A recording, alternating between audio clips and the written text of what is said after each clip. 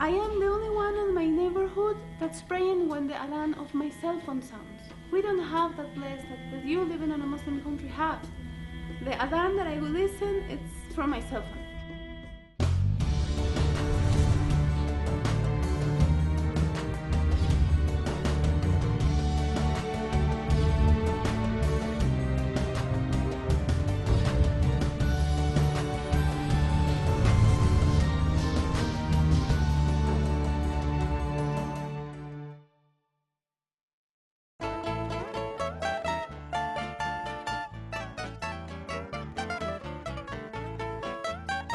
Ekuador, negara di pantai barat Amerika Latin yang diapit oleh Samudra Pasifik dan hutan Amazon. Negara elok yang beberapa kawasan wilayahnya dinobatkan sebagai situs warisan dunia oleh UNESCO. Ada Kepulauan Galapagos yang kaya fauna unik. Dan juga Quito, ibu kota Ekuador. Di sini, kita bisa menyaksikan jejak peninggalan bangunan kolonial Spanyol dengan Indian, suku asli Ekuador, yang terjaga dengan baik. Tidak hanya soal arsitektur kota yang apik, Islam juga menarik diperbincangkan di sini. 94% penduduk Ekuador adalah penganut Katolik. Sementara Islam hanya 0,13% saja. Sangat sedikit. Namun kisah Muslim di sini tidak bisa dipandang sebelah mata.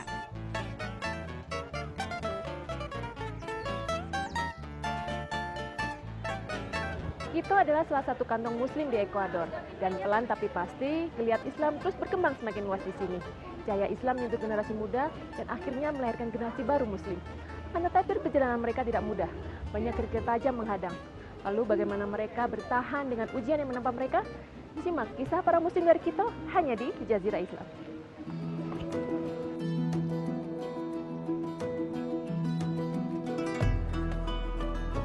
Dalam 5 tahun terakhir, banyak pendatang baru Muslim asli Ekuador. Mereka adalah para pencari kebenaran dan ketenangan hidup yang menemukan jawaban dalam Islam.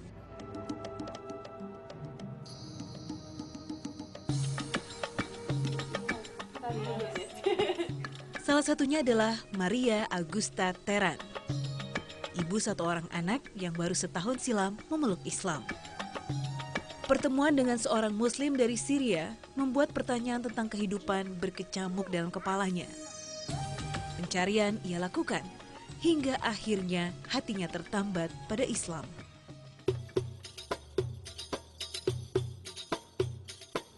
Assalamualaikum.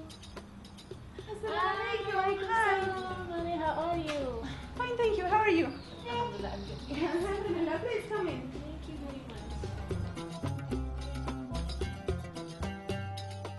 I started reading. I started searching a lot of things, and I found a lot of things really nice and that I was understanding. And I found a lot of answers to the questions that I have on my own religion. And this lasts like 8 months. This thing that I am going on Friday to the pray, and I am listening to khutbah, and I am getting close to the sisters, and I am able to see a real sisterhood.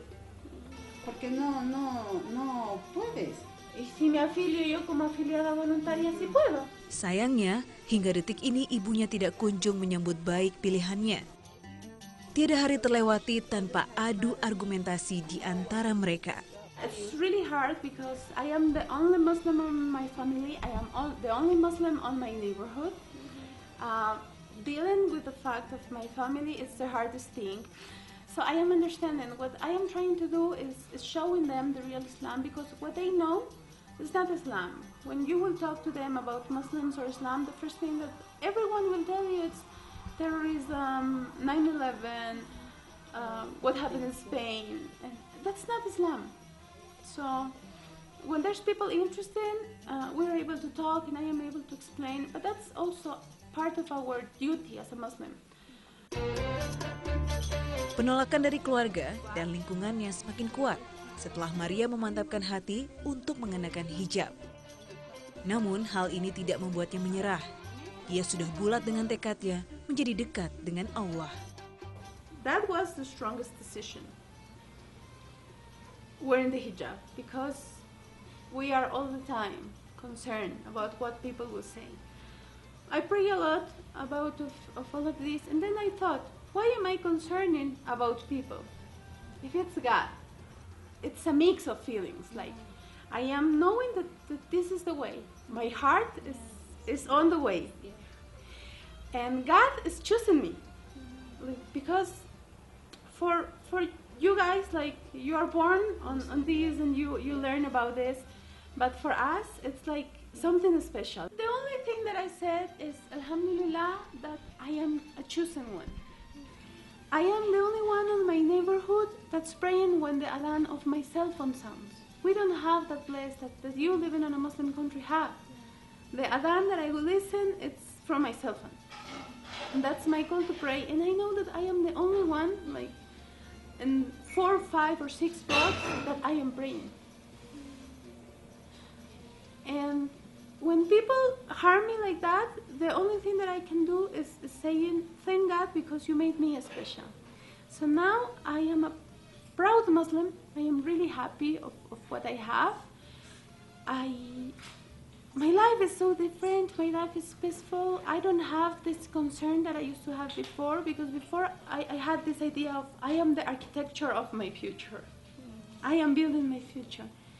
And maybe when I have that idea, I have the concern, and am I doing the things good or wrong? But now that I know that God is ruling my future and that I am following the way, I feel comfortable. There's peace inside of me because I am knowing I am on His way. And while I will be there, nothing bad will happen to me. So it's a comfortable and a peaceful feeling.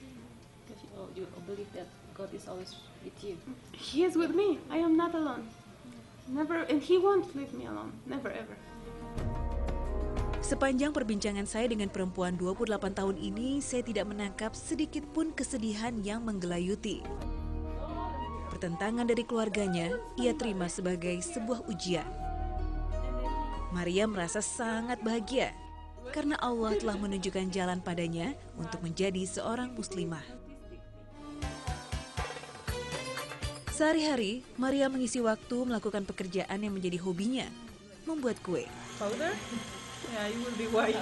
Ia sengaja memilih bekerja di rumah agar leluasa menghabiskan waktu dengan putri kecilnya. Maria biasa menerima pesanan kue untuk acara istimewa seperti ulang tahun, pernikahan, hingga Natal. Baik dari teman ataupun pemesan dari jejaring sosial. Giant cupcake. Hari ini Maria mengajak saya menyambangi sahabatnya, dan kue cantik ini akan dibawa serta sebagai buah tangan.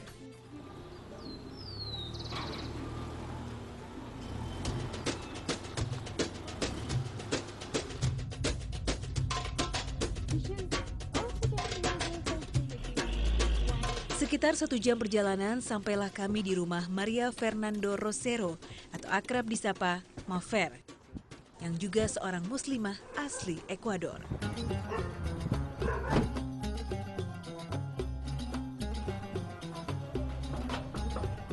Assalamualaikum. Assalamualaikum. Waalaikumsalam. Welcome.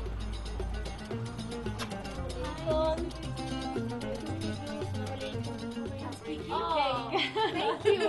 thank you so much. To be lovely, but so it's my fault. Look delicious. Thank you.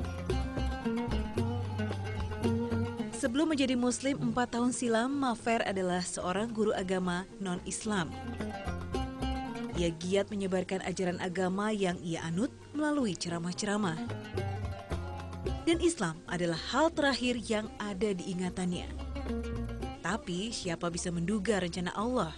I was trying to know other cultures, and I try to make friends by chatting on the internet, and I found a man that was talking me about Islam and stuff, and little by little he was giving me some other ideas that making me think more about what I was believing all my life. With the time, I tried to research more about the things and what is Islam, because before that I never heard about Islam. And one thing I said was, even I like some ideas you have, I will never be agree with the hijab. And when we have more conversations, and at the end I decided to talk to a Muslim, a woman, because it's more comfortable. Yeah. And she was from Egypt, was living in Colombia, and with her I learned so much more. She teach me about what exactly is going to happen us after we pass away, and my idea was totally different. And she said, just try to think about this point. I decided that I had to change, because what I was believing was wrong. أعوذ بالله من الشيطان الرجيم بسم الله الرحمن الرحيم لإيلاف قريش إيلافهم رحلة الشتاء والصيف. Sebagai anak yatim piatu, tidak ada yang menghalangi keputusan Mafer menjadi Muslim. Meski tidak ada satupun keluarganya yang memeluk Islam. Namun setelah mengucap syahadat, kerabat dan sahabat Mafer satu persatu meninggalkannya. Ia merasa sangat kesepian. In that moment they pushed me away. They never talked to me again. And well, I said I believe now in these things, or I am learning this. I have now doubts about what I was believing in. And well, I try to go to the masjid every Friday, then every Saturday too, to the classes. أعوذ بالله من الشيطان الرجيم. Seiring waktu, ia mulai menemukan karir baru di masjid dan mengenakan hijab. Namun ini pun bukan keputusan yang mudah. The problem is now, because I have most of my family lives in Spain, in Europe, and they live with Muslims, and they have many bad experience with them. So they are so worried about me, because they think I will be punished, or I will get a man so bad, or you will stop your studies, you will not work anymore. And that stuff make them, now they are scared about me. They don't like my hijab. But even that, now they are living here for some months. And even I said, okay, I can't take my hijab off, because they were pushing me a lot to do it. But I said, but I will not feel happy. I can make you happy, but I will not be. Allah memang tidak pernah memberi cobaan melebihi kemampuan hambanya. Itulah pengingat dan penguat Maria dikala ujian datang. Dan terbukti, kecintaan pada Allah membuat Maria tegar dan bahagia dengan pilihannya.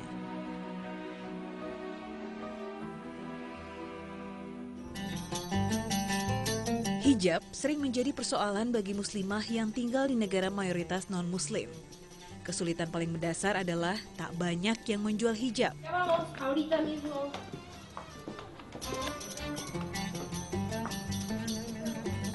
Hal ini yang menginspirasi Maria untuk memproduksi hijab.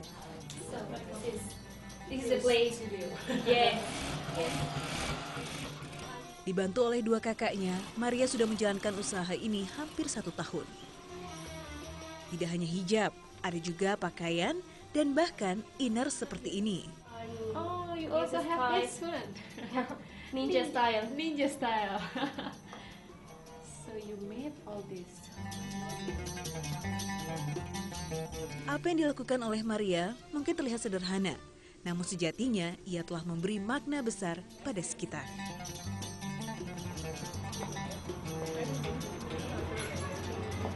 Nah, setelah ini saya akan dikenalkan satu lagi dengan Sister Maria dan Mafer, dan kita akan bertemu di taman. Bersama dengan Maria dan Mafer, saya akan bertemu satu lagi muslimah asli Ekuador.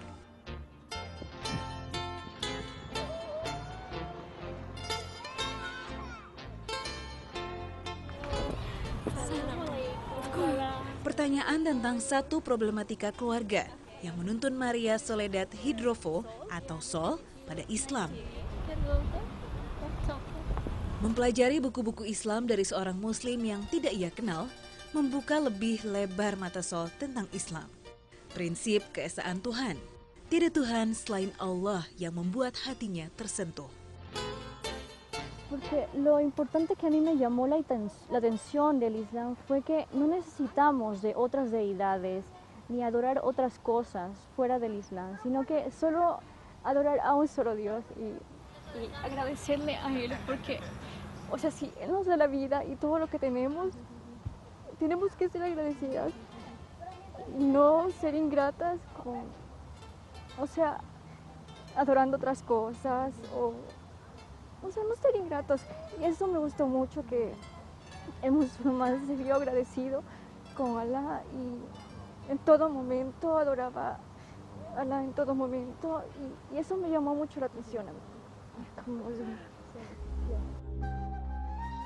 Sol merasa hidupnya lebih tenang dan berarti semenjak menjadi Muslim. Meski selama 4 tahun perjalanan, suka dan duka datang silih berganti. Have you ever found difficulties? I believe it is, but what's the most part being a Muslim that you feel like this is the most difficult part? Quizás lo más difícil que he hecho para mí ha sido, bueno, encontrar trabajo, quizás porque aunque estemos en un país donde hay libertad de expresión, hay mucha gente que no acostumbra a eso, especialmente que no se acostumbran a tener a una mujer musulmana usando su hijab en su medio de trabajo. Entonces, para mí eso ha sido lo más difícil. Alhamdulillah, no he tenido problemas con usar mi velo. Si en algún momento no lo he llevado, ha sido por decisión propia, porque quizás no me sentía completamente decidida, pero después, porque yo decía, en el momento que lo llevo, quiero estar segura, llevarlo y no sacármelo al día siguiente. Entonces yo ahora me siento segura de mí mismo, desde que soy musulmana me siento.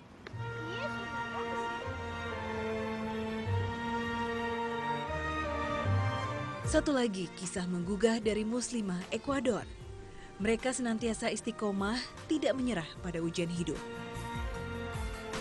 Pandangan dan pendapat sekitar tidak menghalangi langkah mereka untuk mentaati perintah Allah agar mendapat ridho darinya. When you're searching for the light and you see no hope inside, be sure and have no doubt, He is always close to you.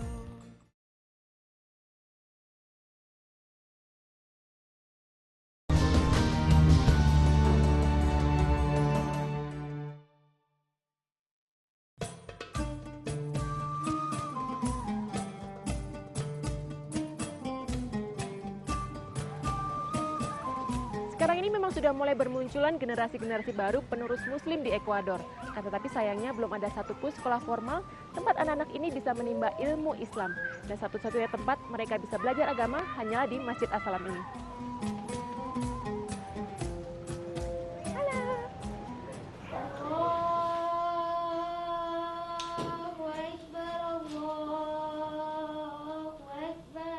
Allahumma Rabbi, hadhihi ad-da'wah at-tamma. Kehadiran madrasah ini memang membawa angin segar bagi para keluarga Muslim. Meski hanya diadakan seminggu sekali, namun hal ini bisa menjadi titik tolak bagi perkembangan Islam di Ekuador. Okay, come here. Full attack. Asyhadu anna Muhammad. No. Asyhadu an la ilaha illallah. Asyhadu an la ilaha illallah. Dengan adanya madrasah ini diharapkan bisa membentuk anak-anak yang memiliki ilmu agama amaliyah dan bisa menerapkan nilai akhlakul karimah dalam kehidupan sehari-hari. Allahu Akbar. Mempelajari gerakan dan doa sholat menjadi agenda belajar utama. Allahu Akbar.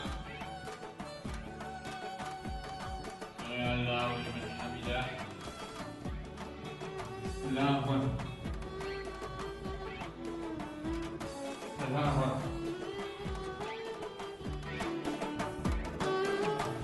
Lanjutkan dengan hafalan surat-surat pendek. Allahu ahad,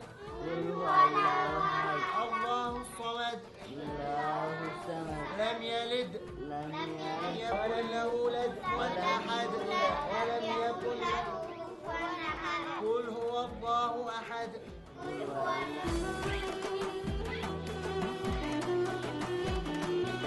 ألف باء.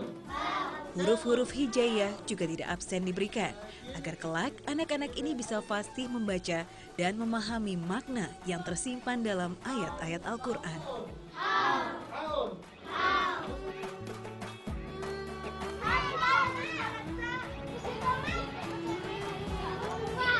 Di halaman madrasah ini juga disediakan tempat bermain, sebagai penyeimbang di sela-sela waktu belajar, agar mereka bisa mengisi energinya kembali.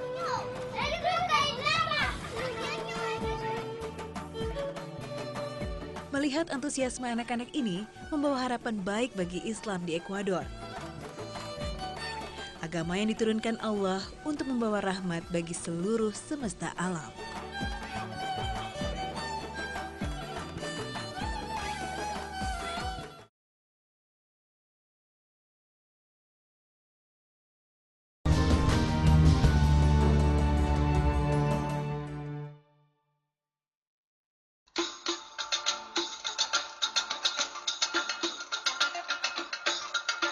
Perjalanan memang selalu menyisakan makna, tidak terkecuali yang satu ini, berkenalan dengan Muslim dari Ekuador. Meski menjadi minoritas tidak membuat mereka patah arang, justru sebaliknya menumbuhkan semangat kebersamaan, hingga akhirnya melahirkan generasi baru dalam Islam. Semoga semangat para generasi muda ini akan membuat Islam bersinar semakin benderang di negeri Ekuador.